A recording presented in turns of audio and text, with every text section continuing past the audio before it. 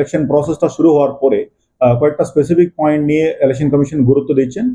সেই 6টা পয়েন্টের উপরে ওনারা খুব গুরুত্ব দিচ্ছেন। আমাদেরকে যতগুলি রিভিউ হচ্ছে ল অ্যান্ড অর্ডার অ্যাঙ্গেল এবং বিভিন্ন এতে আমরা কিভাবে ইলেকশন কন্ডাক্ট হবে ওটার মধ্যে 6টা পয়েন্ট নিয়ে সেটা ভায়োলেন্স ফ্রি হবে। এবার ইলেকশন ভায়োলেন্স ফ্রি হতে হবে, ইন্টিমিডেশন ফ্রি হতে হবে, ইন্ডিউসমেন্ট ফ্রি হতে হবে এবং বোগাস ভোটিং, নো চাপ্পা বোগাস ভোটিং হবে না, নো বুথ জামিং যেমন হয় কোনো জায়গাতে বুথ জামিং হবে না, বা সোর্স জামিং যেখানে লোক আসার বাধা দেওয়া হয়, এই ধরনের জিনিস হবে না। এই 6টা পয়েন্টের উপরে আমাদেরকে ডিস্ট্রিক্ট লেভেলে অল অফিসের সঙ্গে একটা মিটিং করা হলো, মিটিং হয়ে গেছে।